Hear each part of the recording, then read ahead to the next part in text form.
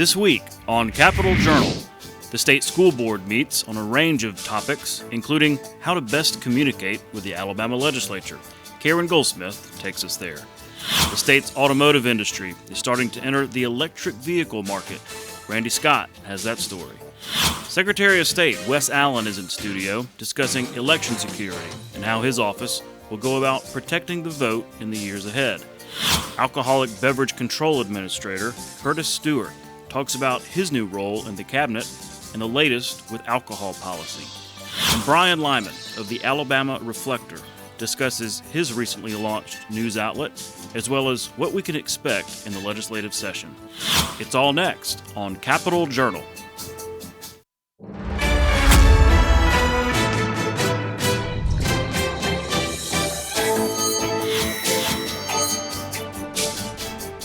From our State House studio in Montgomery, I'm Todd Stacy. Welcome to Capitol Journal. Top state leaders gathered in the capital city this week for an event hosted by the Business Council of Alabama. It was focused on economic development and specifically the push to renew and revise Alabama's incentive laws, the ones used to recruit major industry. Those laws are set to expire this year, and Governor Kay Ivey said sending an updated incentives package to the legislature is among her top priorities. Here in Alabama, we have a tradition of winning. I'm talking about our economic success, of course. And I'm proud to report to y'all that since I've been governor, we've seen business investments in our state totaling $40 billion with a B dollars, which has created some 73,000 new jobs. And y'all no doubt a winning record like that, it takes a strong team approach. And while the numbers for 2022 are not quite final, Greg's team tells me that we're on track for being a record-setting year for inbound investments. It seems like we're announcing new projects right and left and breaking ground on new businesses and cutting ribbons almost every day. And folks, as someone who's from the Black Belt, I also care deeply that we aggressively target rural Alabama in addition to our Birminghams, Huntsvilles, and Mobiles. And I certainly greatly appreciate all of you in this room for making progress in our largest cities as well as in the most rural parts of our state. Let's review some key wins Alabama has experienced recently.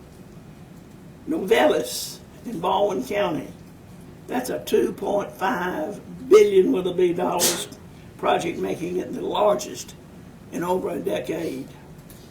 We've had a major auto projects like Mazda Toyota, and we're on the cutting edge with EV-related investments by Mercedes and Hyundai. Airbus has added some 1,000 new jobs with the new final assembly line of the A320 aircraft. We've seen the biggest rural projects in years with the $1.1 billion investment by First Solar. And the Made in Alabama brand is proving itself not just around the country, but also on the international stage. After the governor spoke, I moderated a panel that included Lieutenant Governor Will Ainsworth, House Speaker Nathaniel Ledbetter, and House Minority Leader Anthony Daniels. Each of them said that renewing and revising Alabama's incentive laws would be a bipartisan priority in the upcoming session. The state school board met this week to discuss a range of education topics, including how to better communicate with the Alabama legislature. Both the House Majority Leader and House Minority Leader were at the meeting, offering their own suggestions to the board. Most everyone agreed that the two bodies need to work better together. Karen Goldsmith has that full story. House Minority Leader Anthony Daniels and House Majority Leader Scott Stahagen were special guests at the State Board of Education's work session meeting. Here is a snapshot of a few comments they made to the State Board of Education regarding Alabama's education system. And so one of the things that I think I certainly like to see from a legislative perspective, more collaborations from the birth to career aspect. We should look at more opportunities for dual enrollment to make certain that students in rural communities have access more to dual enrollment, as well as urban and suburban areas, so that there's more of a equity across the board for dual enrollment and opportunity. But we've got areas that we need to focus on, and not so much Hoover and we know they're doing good.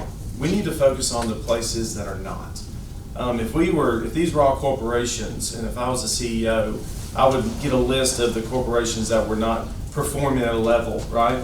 And then I would go in and evaluate those corporations, and we would do what needs to be done to make them perform at the level they need to perform.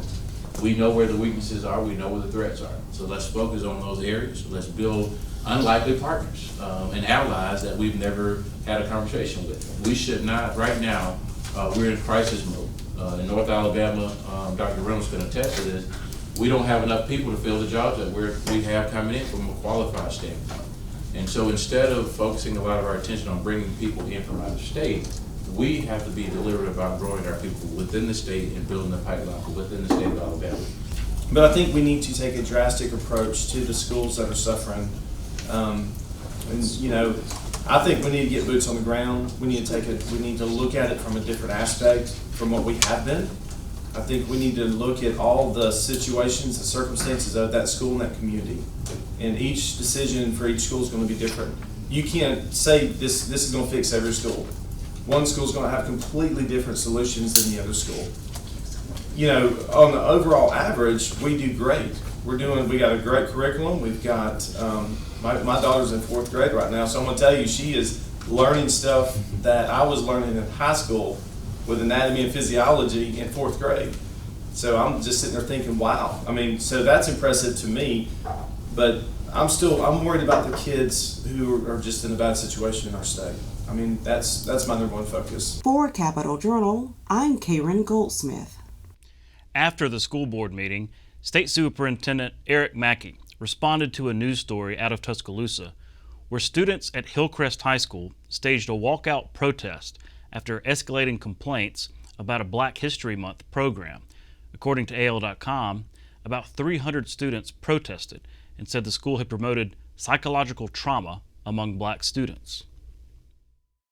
I've not talked to the school about it. I saw the news story. We certainly will work with Tuscaloosa County if they have any questions for us. It appears to me that the principal handled it well, and as that was a peaceful protest, he certainly respected those students and their right. Now, as far as what was said before 1970 or after 1970, we have no information about that. We've not been notified about it. We've had 0 calls about it, so I really can't say much more than that. Alabama is seeing record unemployment, the latest number sitting at 2.8%. However, that number doesn't fully account for the state's employment situation. According to the Department of Labor, Alabama's workforce participation rate is at 58.6%.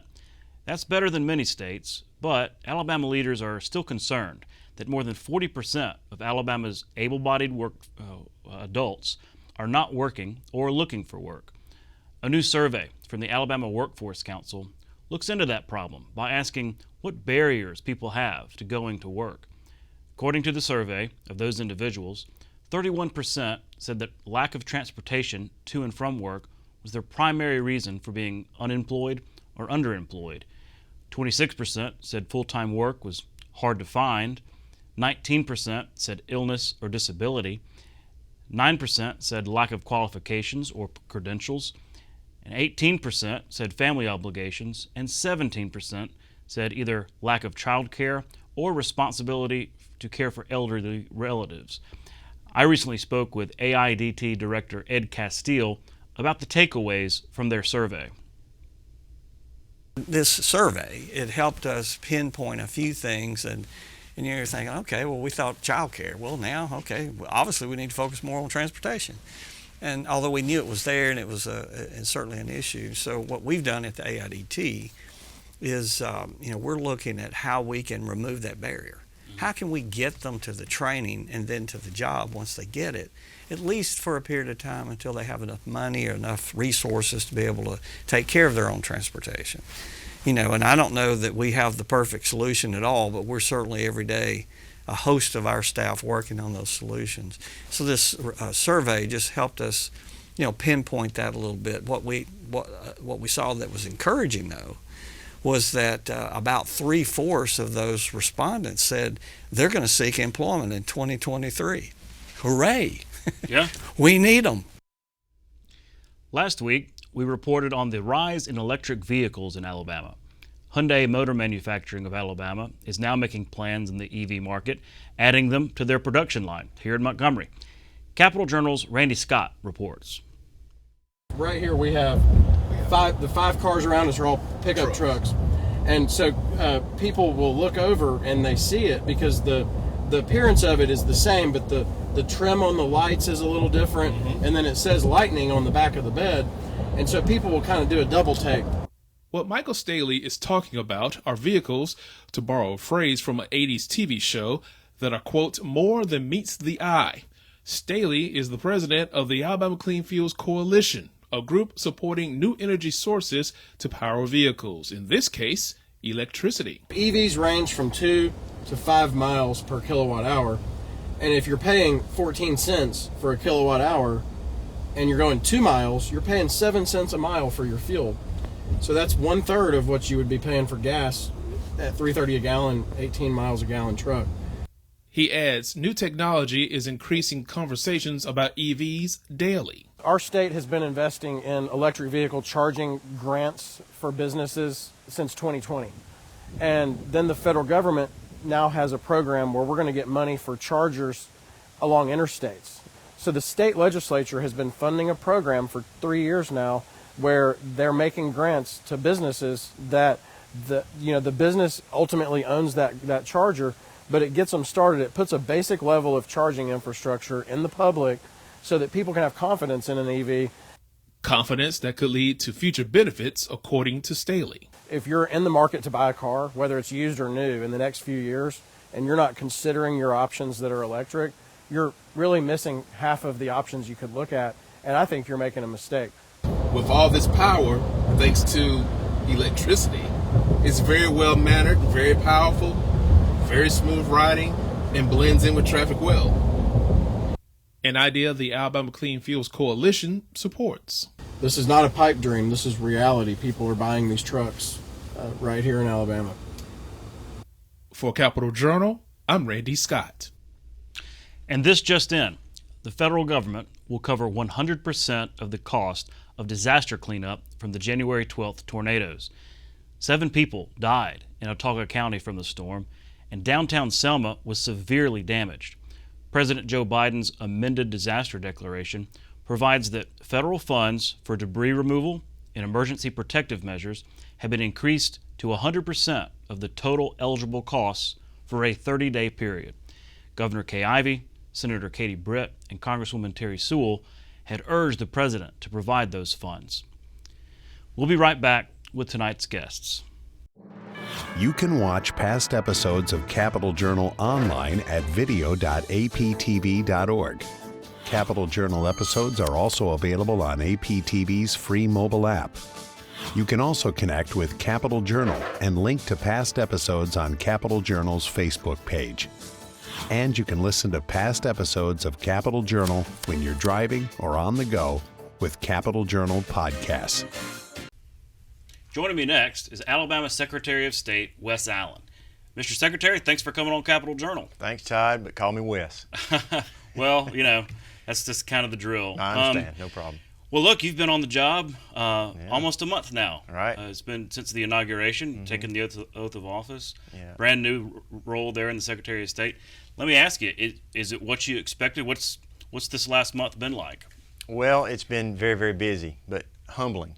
I mean, when you take the oath, you realize the role you're stepping into, and it's been great, and it is what I expected it, and we're just continuing to learn, and it's been an awesome experience to step into that office. Well, because you campaigned for more than a year, right? Yeah, You're out there.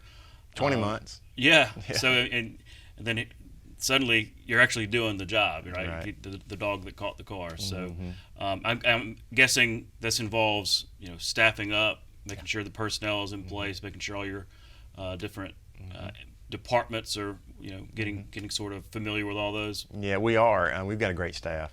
Clay Helms is our chief of staff. He's been on with the Secretary of State's office for 11 years. He started out in voter registration, and then moved to Director of Elections, and then Deputy Chief of Staff. So he's been invaluable these last 3.5 weeks. We brought Mike Jones on as our General Counsel, and of course many of your viewers, and of course you know who Mike is. He's past chairman in the House of the Rules Committee, powerful Rules Committee chair, and so a brilliant lawyer. Knows how everything kind of ties together, so we're very fortunate to have Mike and his services in the office as well. We brought Jeff Elrod back on board to be the Director of Elections. He was previously in that role and left for the private sector, but we wanted to bring him back. He's a superstar as well. And so, yeah, we got a great staff. They're coming together, and we're really gelling, and we're getting to know each other. And then on top of that, the other 36 or 37 employees that we have that are merit employees, getting to know them as well. And I've had an opportunity to go to their offices and visit with them and have a staff meeting, an office-wide staff meeting, and tell them our values, our principles, and how we're going to operate at a high standard each and every day, and we're going to respond to the public when they call. They may not be our customer per se, and how we can help them, but if we can get them directed to the correct agency, we're going to do that. And we've got some great employees that care about the state of Alabama and who want to help people. And then, our campaign, that's what it's all about. It's about relationships and taking care of people. I learned that at very early on as a former probate judge in the courthouse. It's about taking care of people, and that's what we want to do. Mm-hmm. Well, we just got out of an election cycle, and there's a tendency to think, okay, we can take a deep breath. Yeah, take a deep breath. But here we are, and all these judicial candidates are starting to announce. Right. I mean, we've almost got a full slate. I saw the endorsements are starting to roll in. It's like, goodness gracious, I know. We already started another cycle. But that is interesting because it's kind of an off year for statewide candidates, legislative candidates, but a lot of judicial races. So this will be y'all's first kind of test. Right, it will be. You know what? They'll be able to raise money starting in March, because the primary in 24 is a presidential preference primary, which takes place in March. So we're not far at all from being able to raise money. Those judicial candidates. So for 7 days, right? And yeah. And then they got the black. Right. Yeah. Exactly. So, but yeah, we're getting ready for that election cycle, and we're excited to jump right in there and get going. I mean, so yeah, we're right here on top of it.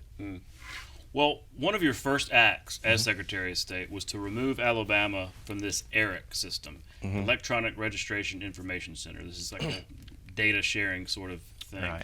It's interesting because this is maybe one of the few areas where you and your predecessor, John Merrill, didn't see eye to eye. He wanted to be in the group. You made a campaign promise to remove Alabama from that system. Walk me through your reasoning. Why?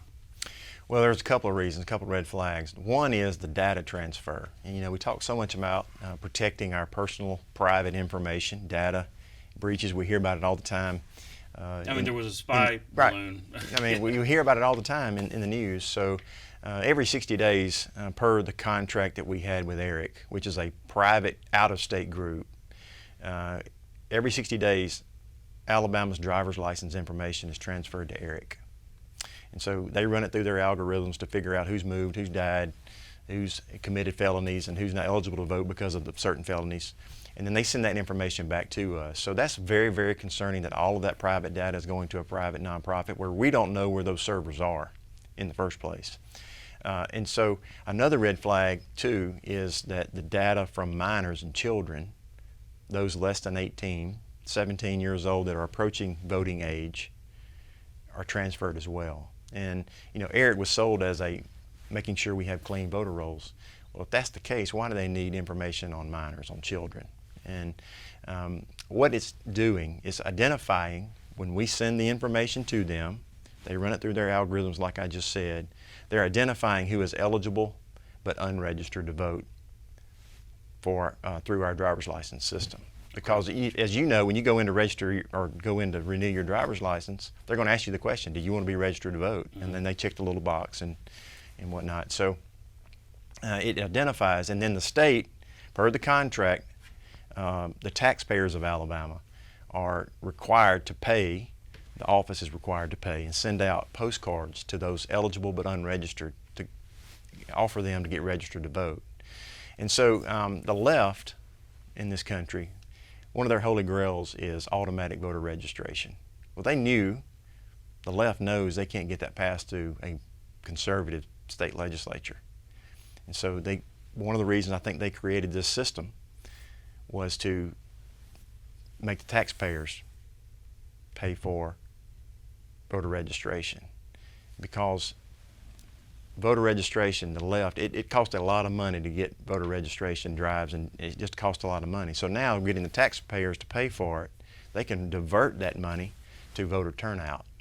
And so there were a lot of issues that came up with it, with Eric, and we were uncomfortable with it, and we heard it on the campaign trail, and we made the promise we would make sure we protect our data and find an Alabama solution, which, by the way, we've had several meetings so far in the 3.5 weeks with Aaliyah. We're going to be meeting with other state agencies as well to come up with an Alabama solution to keep our voter rolls clean. I was going to ask you that because the task remains, right? You want those things to be, like you said, cleaned up, tidy. So are you confident that another system can be used without having the data sharing? Yeah, we already got the data, that driver's license that Aaliyah sends to Eric in the first place. And so we want to talk and touch base and to meet with Department of Revenue, Department of Public Health, all the state agencies that we can sit down with and talk to and put a program together to make sure we have strong, clean voter rolls. And it takes 4 years to remove somebody completely off the voter roll, so it's not like they can be removed in a month or two. There's a process you go through to make sure you're not removing somebody that doesn't need to be removed. So there's checks and balances there too as well. So we feel confident we're going to come up with a good program to make sure Alabama's voting systems is still the preeminent in the country. And in the rest of the country, in my opinion, needs to follow what Alabama does, not only with voter registration, but just with how we use paper ballots, how our machines are not capable of being connected to the internet, go through a litany of the list of how we do it. You mentioned that driver's license checkoff thing. Turns out that can be really important, maybe even swing an election, whether or not you check that box. It's important. Switching gears, talking about elections, last year, especially in the primaries, there were these handful of districts where they had some voting issues because the ballots didn't reflect the updated districts, right? Maybe some people got the wrong district or wrong ballots. It wasn't a catastrophe. It's not like it swung an election, but concerning. I wondered what your thoughts of that. Of course, this was under your predecessor, but I wondered what your thoughts were about this in terms of making sure that kind of stuff doesn't happen again. Well, making sure we have the right lines and have the right people in the correct precinct is of utmost importance. As a former probate judge, I worked very, very closely with our board of registrars in Pike County when the time came to redistrict. So I'm familiar with that process, and of course familiar with it on the legislative side when I was in the House when we did the redistricting as well. And a couple things we're going to be doing with the boards of registrars, because they play such an important role in our voting process. Number one, we're going to be putting together a training program for those 202 individuals throughout the state to make sure that they understand their role, they understand what they need to be doing, and they do a great job. And we want to make sure that they are helping write that program, write that education, because you learn best by learning from your colleagues. And so we're going to be working with them to put something together, but also looking into a mapping system, a GIS system, to where we can hopefully give it to these counties, make it available to where we lay that map right on top of what they already have in place in their system. And so hopefully that'll make it easier as well, and they won't be using pen and paper and magnifying glasses or whatever else to try to get people in their correct spot. So we want to use mapping and the most up-to-date software that we can to make it easy and to make sure we don't have this problem again. Yeah. Also wanted to ask you about this. We reported a few weeks ago that more than 100 candidates, I think it was 113, this past cycle, were referred to the Attorney General for campaign finance violations. So, I mean, this can be several violations. It can be a couple. but it has to meet a certain threshold, and it goes to the AG. We've not heard from him in his office about what might happen, but I'm curious your thoughts. Do you think this is going to be maybe a test to see if our campaign finance laws are working? I'm kind of getting to the point of, will there be consequences for breaking the law? Well, we'll see. I have confidence in the Attorney General. But listen, I believe everybody ought to follow the law as it pertains to the campaign finance. And, we've been in here in office 3.5 weeks, and we've already sent letters out, fining individuals. That's what we've got to do per, state law. That's our duty. But we want to make it as easy as possible for candidates to comply, and we've got the website in place, and, you got monthly, you got annual reports, you got monthly when it's a campaign season, weekly, daily, and then major contributions that you have to go through. But we're getting ready to renegotiate the contract with the website software provider for the website that handles all of that information. And one of the things we want to do, a couple things, is one, make text messaging part of that program. So when a particular candidate gets a text message to remind them, hey, you've got 24 hours to get filed, because we don't want anybody to be late. We don't want that. Right. We want them to make sure they comply and make it as user-friendly as possible. Make sure it because if you're sitting at a desk, we want to make sure it switches over and complies with an iPhone or an Android, and you can search, and PACs can be able to search and do what they need to do as well. And so that's important. And then also, when you're laying it out, your expenditures and these other things, contributions on your Excel spreadsheets, making sure you can upload your Excel spreadsheet into this system as well. So those are 2 or 3 things we're working on to hopefully make it easier for candidates and PACs to comply and not miss any deadlines. Yeah. And there's a big difference between an honest mistake, missing a deadline or something like that, or and then like purposefully evading the law. And I'm sure those prosecutors will work all that out. But we'll be following it. Right. And then what we've seen too, Todd, and I'll just add, is that I don't think there's been anything malicious about the the letters we've had to send out here lately. It's just honest mistakes, So we'll just yeah. Well, look, we're out of time, but I really appreciate you coming on the show, and I hope you can come back in the future. Thank you, Todd. Appreciate it. We'll be right back. You're watching Alabama Public Television.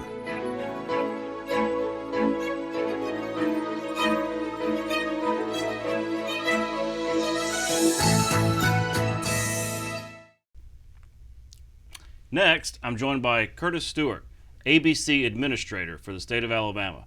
Mr. Stewart, thanks for coming on Capitol Journal. Well, thank you, Todd, for having me.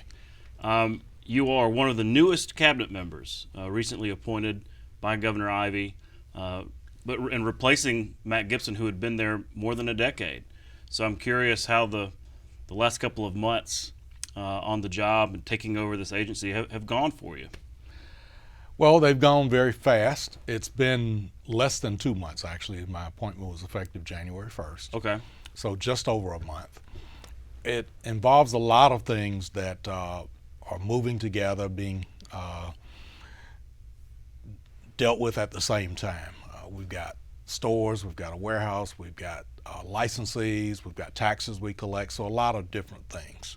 And it's been very interesting. Of course, I'm familiar with taxes from my prior background. I was going to ask, you came from the Department of Revenue, spent many years there, right? Yes, over 30 years Wow. there. And so we collect taxes at the ABC board in a similar way to the way the Department of Revenue collects taxes. So that part was familiar. The store operations and the warehouse operations were very different. And I'm very much learning about that. The old cliche about drinking from a fire hose is absolutely applicable in this case. Well, yeah, I mean, you essentially become a manager of a giant retail chain in many ways, right? I mean, that's... Well, so many retail stores. as well as wholesale. Right, Because okay. we have the warehouse and the retail stores. Yeah. Plus, we're a regulator because we regulate the licensees. Hey, I was going to ask you about that, but have there been any surprises, something maybe you didn't anticipate taking the job? Just the variety of products that we handle and the number of issues that come up in terms of the licensees and managing the warehouse and getting the stores up and running. We want our stores to be inviting. We want them to be clean, welcoming places. So it takes a lot to do that. You can't just take it for granted. Well, you mentioned the stores. That's how most people are familiar with Alabama Beverage Control, right? or alcoholic beverage control. You see the liquor stores, but your agency does more than that. There's a big regulatory side, like you mentioned the licenses. So talk about that, maybe the behind the scenes work that the public doesn't always see. Yes, well, we have 168 state stores in the Alabama. We also have a number of private liquor stores, but we have a number of licensees that are not just liquor stores, because we license everyone who sells beer and wine in the state. We also have a regulatory and license function for tobacco and vape products. So we license those. We also do audits of those people. And then we collect taxes from the beer and wine sellers that are in addition to the taxes we get on the products that we sell, which are the spirituous liquors. Mm-hmm. You know, a few years ago, the legislature passed this law allowing for the delivery of beer and wine from the grocery store, essentially, through these apps, you know, Instacart or DoorDash or Shipt. It's based here in Alabama. Yes. But I know that y'all have a role in sort of regulating all that, so I was curious where that is. Are people able to do that on their phones now? Yes, people are able to do that. Now, we don't deliver it ourselves. We license the people who do deliver it, and they deliver for the licensed retailers. Mm-hmm. So Instacart comes to the board and applies for that license? Or whomever. Okay, yeah. Would come to the board and apply for the license, and then they would, under contract with the licensed sellers, the retailers, the restaurants, they would then deliver those products for them. Mm-hmm. It's almost kind of sprung out of COVID, right? Because everybody spending a lot more time than usual in their homes, and maybe a little apprehension about getting out in public. So it's interesting to see how that is still having ripple effects on our society. It is, and one thing we're real proud of at the ABC board is we were able to supply the demand in Alabama during COVID. We were able to keep our stores up and running, keep our warehouse open and operating, and that worked very well. But what we learned out of COVID is that there was a demand for people, say when they picked up their meal, takeout, because they couldn't sit in the restaurant. Mm-hmm. Some of them wanted to take their wine or their drink home with them, and the licensees, the restaurants, wanted to sell them. So we were able to make some quick changes and allow that, and kind of like emergency exceptions for things like that. Yes. Yeah. Oh, I remember right here in Montgomery, El Rey was selling their margaritas, and that, you know, they're really something. So I definitely remember that. Well, that kind of brings me up to another question. And you mentioned ABC does not deliver. Could you ever see a future where something like that would be the case, where people could, whether through your agency or even these apps, get liquor delivered, or do you think that's something that Alabama is not going to be a part of? Well, they can get the liquor delivered, but not through the ABC stores, through the private liquor stores. So that's happening, and people can go ahead and do that now. I didn't realize that. So yes. So that's legal. Yes. Okay. You know, every year, not every year, maybe every couple of years, we hear this push in the legislature to privatize liquor sales, do away with ABC and all that. Never passes, but there's a little bit of dust up every couple of years. Do you anticipate something like that this time? Are you hearing any rumblings of that with session coming up? And if so, what's your kind of response to that sort of talk? Well, there's so many moving parts when it comes to alcohol. There are concerns about overuse, alcohol getting in the wrong hands. There's a concern about competing against private businesses. So a number of issues are brought up in that respect. If this year is like prior years, there may be bills that come up about that this year. And those are concerns that are valid and they need to be listened to. Our role at the ABC board, though, is to provide the product that people want in a safe environment at a reasonable price and to protect the safety of the public. It's the legislature's call as to whether or not they privatize. We think that we perform a valuable service. We think that sweet spot that we're in Alabama, where we have just the right amount of regulation, but we also have the private liquor stores, is just the place to be. But of course, we will do whatever the legislature directs us to do. Mm-hmm. So my reaction to it is we do a good job. The way we do it, the way it's set up in Alabama, is a good way to set it up, but that we will do what the legislature says. Mm-hmm. You were mentioning off air about this sweepstakes that y'all recently done, and maybe plans to do it more in the future, where folks can sign up and kind of get in that sweepstakes and maybe get some interesting and rare liquors. That's correct. These are limited release liquors that in some cases are only released once a year. We get very low quantities of those. And so people are allowed to go on our website, sign up for the sweepstakes. I think in the fall, approximately 18,000 people signed up to get a space in line. Those limited quantities were available in 8 different liquor stores on December 10th. People were assigned numbers after the sweepstakes was over, and they got places in line. And so the person with number 1 got in the store first. Okay. And all the way through 100. In addition to that, other people were able to line up after those 100 on that day. So there was a good opportunity to get some rare liquors, some limited liquors, and the response was very good. And we think that we are going to do that again this coming year. In addition, we're going to do it quarterly. In fact, if people were to go online right now, they could sign up for our March sweepstakes. And those numbers will be picked. We'll pick 50 people for each store, and we'll do the same thing on some things that aren't released once a year, but once a quarter. Mm-hmm.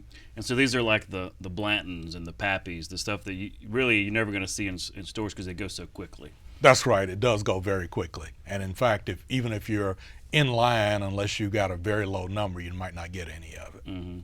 Well, before I let you go, I have to ask this question because all my friends are they're gonna make me. High Noons. This is the vodka soda basic drinks that y'all sell in the liquor stores, but they don't sell them in grocery stores, I guess because it is that liquor content. Would we ever see a future where those are allowed to be sold in grocery stores and not just liquor stores? It's certainly possible. You're talking about ready-to-drink mixes. These things already contain the alcohol, already contain the mix. You just drink them as they are.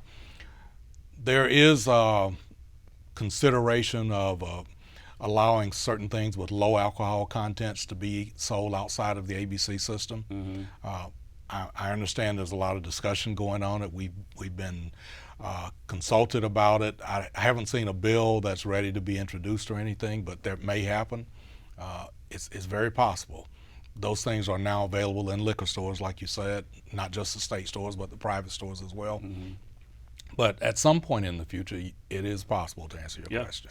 Well, yeah, you never know in the legislative session, and alcohol-related bills are always very interesting because it affects so many different people and different players. So yeah, we'll be watching for anything like that. We're out of time, but thanks again for coming on the show, and I hope we can have you back soon. Okay, thank you for having me. We'll be right back. You can watch past episodes of Capitol Journal online anytime at Alabama Public Television's website, aptv.org. Click on the Online Video tab on the main page. You can also connect with Capitol Journal and link to past episodes on Capitol Journal's Facebook page. Joining me next is Brian Lyman, editor of the Alabama Reflector. Brian, thanks for coming on the show. Tad, pleasure to be back. Most of our viewers know you well from your years of being kind of the lead reporter at the Montgomery Advertiser. But now you've left that and started this new outlet, the Alabama Reflector. Can you tell me kind of what led up to that and more about this new news outlet? Sure. Well, Alabama Reflector, it's a nonprofit website. We are affiliated with States Newsroom, which runs 32 state capitol bureaus around the nation, soon to be 33. Really, like the goal of the Reflector and States Newsroom is to really put bodies back in state capitol coverage. I've been at this now for almost 20 years, and when I started covering things in 2006, it wasn't uncommon to see news outlets have at least 2 people covering the State House. Now, I mean, many outlets have pulled out. Others are just down to a single person who has to just struggle to get everything going there. So what Alabama Reflector, we have a staff of 3 reporters, and I am the editor, and we just aim to cover state government and state policy. We have reporters dedicated to covering healthcare, to criminal justice, and to education, and all of them will be in the legislature this year, just watching all the doings there. We're ad free. We have no paywall. Really the goal of we want to improve transparency. I think any reporter who works in the state capitol would want to tell you their goal is to make sure that people understand what's happening in state government. More than any other state, it's critical to understand what's happening in Alabama state government. We have such a centralized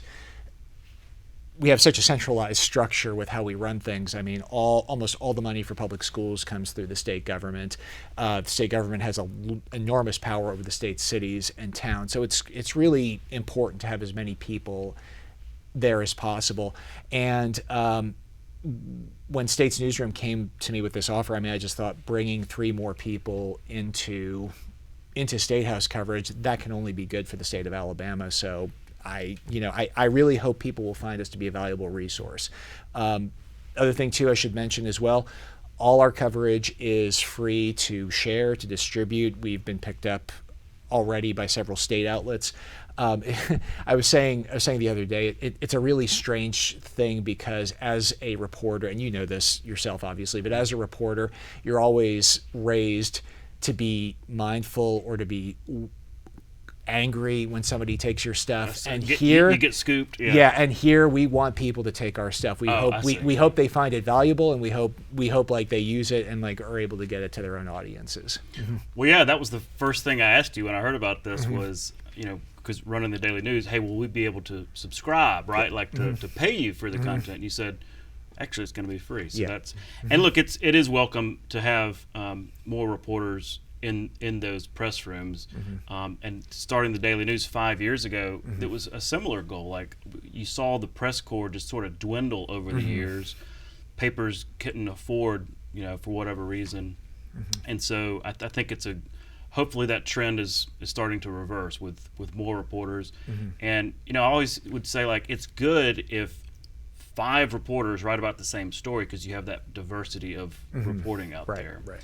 And as you mentioned, there are several State's Newsroom outlets. I'm curious, have you been in touch with some of those colleagues and learned kind of how they operate and maybe some best practices? Oh, they gave me some very strong training leading up to this. We also have a DC bureau as well, so we take stuff from their outlets, and they'll even write for us in Alabama. In fact, Tommy Tuberville, for instance, we had a story about him and the congressional delegation this week as well. They have all been very helpful. I mean, really, once they basically say, like, this is, I mean, basically, like, they give you the office, they give you the keys to the outlet, to the websites, and then essentially they say, like make an outlet that you think serves your state or your audience the best. So, I have never had any like interference with what either my reporters are suggesting or like what I've suggested. I mean, they've been very supportive, very enthusiastic about what we've done, and so long. I mean, they're more than happy to share our coverage with all their outlets in the network. Let me ask you, would it be fair to characterize Alabama Reflector as progressive leaning? We obviously have many conservative news outlets. Would that be a fair characterization? We are. I mean, if you look at State's Newsroom and you look at any of the work we do, I mean, I think calling us left of center is a very fair statement.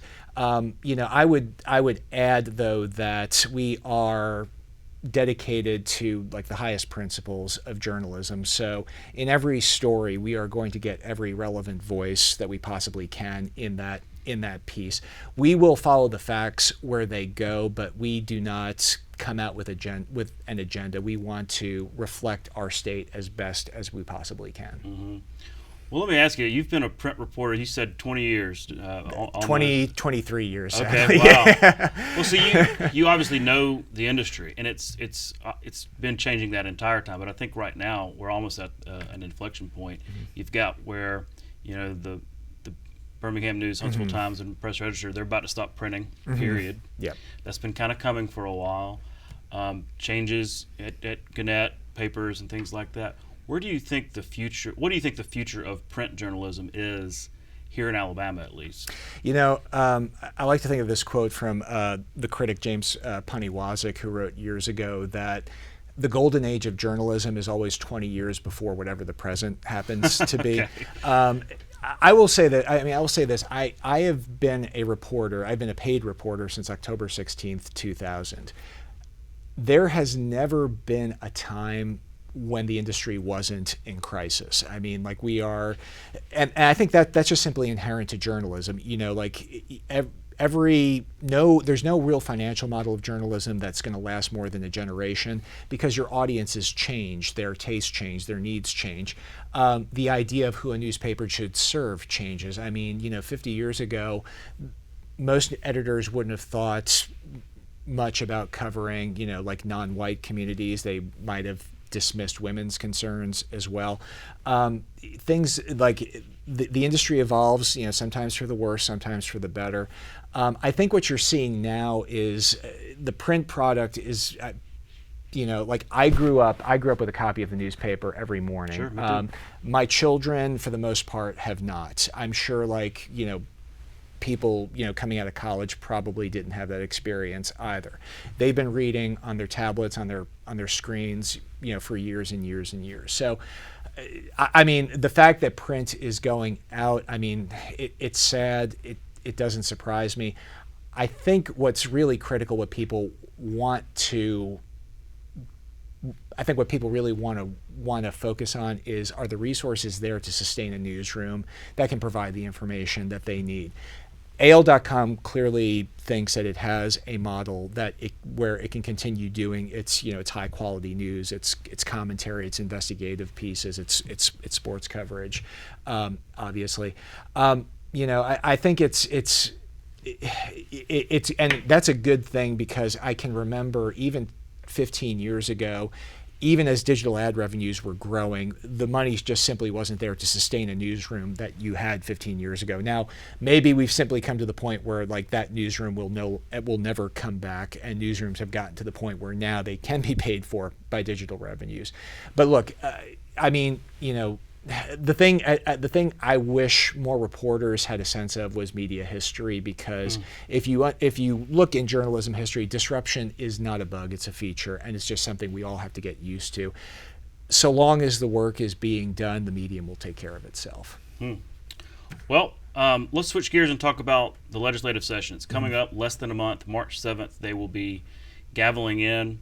What are some of the items that you and your team, obviously you've been busy, you had to set up a newsroom, but it's coming. So what are some of the items that you and your team are following, anticipating them going into session? Well, I mean, I think the first one I think we're all looking at is probably charter schools. That was a key part of Governor Ivey's inauguration speech. We know she is going to suggest something along those lines. We don't know what the scope of that is. We don't know what the details are. You and I have been at this for a long time. We know charter schools have sometimes been a difficult sell in the legislature. Obviously, Democrats generally don't like them, but rural Republicans traditionally have been opposed to them. They are worried about resources from those schools, from their local public schools, which are often the only games in town, like leaving and going to a charter school that may be miles and miles away. So we'll just have to see what the scope of that will be. But I think that's going to be something very interesting. Along the education front, we're hearing a lot of talk about tax rebates. Our reporter Gemma Stevenson talked to the education budget chairs last week, who were very careful about what they said about that tax rebate, because as you know, like almost every penny of income tax paid in the state of Alabama goes to pay teacher salaries. So any rebate they give along those lines is going to come from that. So I'm sure the budget chairs are going to be wary about that. And we are following obviously our prisons situation. Even if legislators don't want to deal with it, we still have a lawsuit out there coming from the Department of Justice. We still have some truly horrific conditions within the men's prison system. Governor Ivey made a passing mention of like criminal justice bills in the session. We don't know what those will look like. I mean, we already have a bill that's been filed to try to suspend early release. Oh yeah, let's talk about that because y'all had a story on that I think today. Yes, yeah. So this is kind of responding to the prisoner release situation that happened over the last couple of weeks. This is a bill the legislature passed back in 21. It was touted as a public safety measure because these prisoners are set to be released anyway, right? But they're going to be released a little early, a few months early, with ankle monitors. With the idea being, we'd like to monitor them for a period of time. But then you get the headlines, 400 prisoners released early, and that's sort of created a political problem. And it wasn't even a new law. Like the 2021 law just amended the 2015 law, which actually established this early release, which actually like established it. All it did was just make that retroactive to like a certain number of people. I mean, look, I don't know that any politician is going to want to like just endorse the release of inmates, but at the same time, it was a practice. I mean, we have prisons where there are maybe 300 or more people in a dorm who are being watched by 2 correctional officers. The safety, you simply can't guarantee safety in those situations. And I think another thing too here is, I think this is just as much a story about the state being unable to come up with a unified victim notification system. I mean, you've got multiple agencies with multiple different approaches to how they notify people. DOC told Ralph Chapoco, who wrote our story this morning, that they had to like go over the weekend and basically like look up the names of victims and contact them each individually as they were releasing them.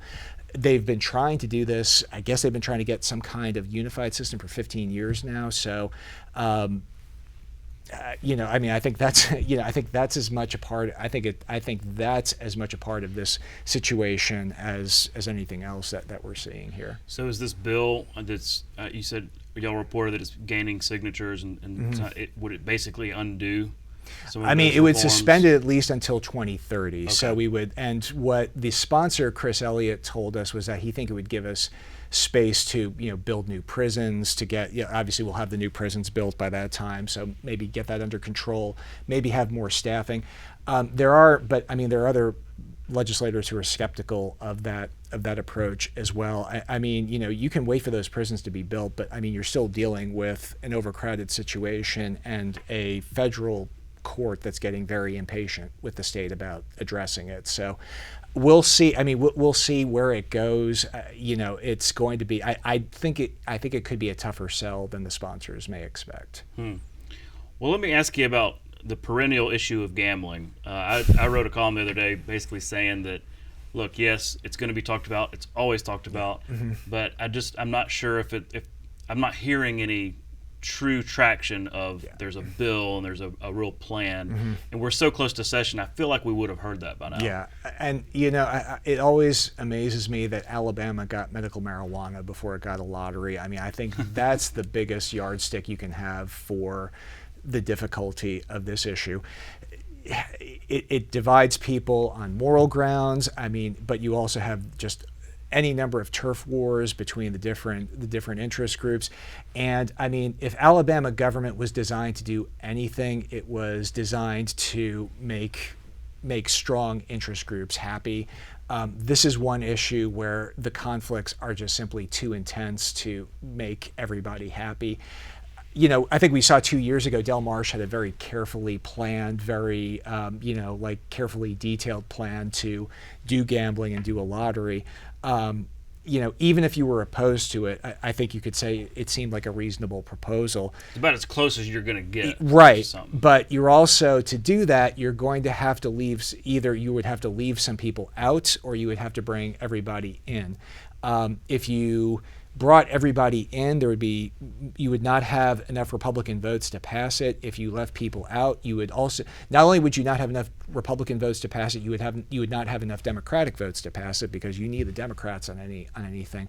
If anybody can find the golden mean on that, they can probably do anything. But yeah, I have not heard anything on that front, and unless you have like the backing of legislative leaders, of the governor, of key I hate this word, stakeholders, it's not going to go anywhere. And unless we have a press conference when all those folks show up like in the next 2 weeks, I wouldn't hold my breath for gambling. Well, I totally agree about the governor. I think she is absolutely key to anything like that. When big things happen, think gas tax, think ARPA, these kind of things, typically it takes Kay Ivey to sort of spearhead that. And I'm also really I think it's interesting that we're talking about this amid the Attorney General's crackdown, thanks to the Supreme Court's ruling, that apparently is really working at Victoryland and Birmingham and some of these other traditional dog track casinos. So I wonder if that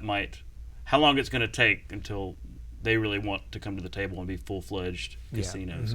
Well, Brian, we're out of time, but I really appreciate you coming on, and I look forward to more conversations during the session. It's a pleasure. Thanks so much, Todd. And congratulations. Thank you. On the Alabama Reflector. We're really excited, We'll be right back.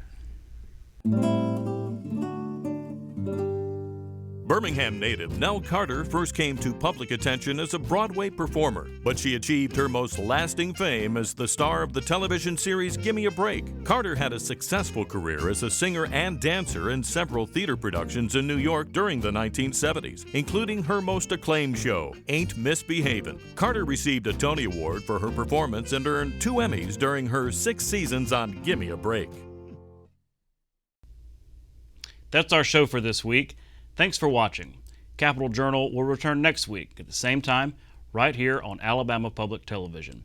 And Karen Goldsmith will be your host next week's show. For our Capital Journal team, I'm Todd Stacy. We'll see you next time.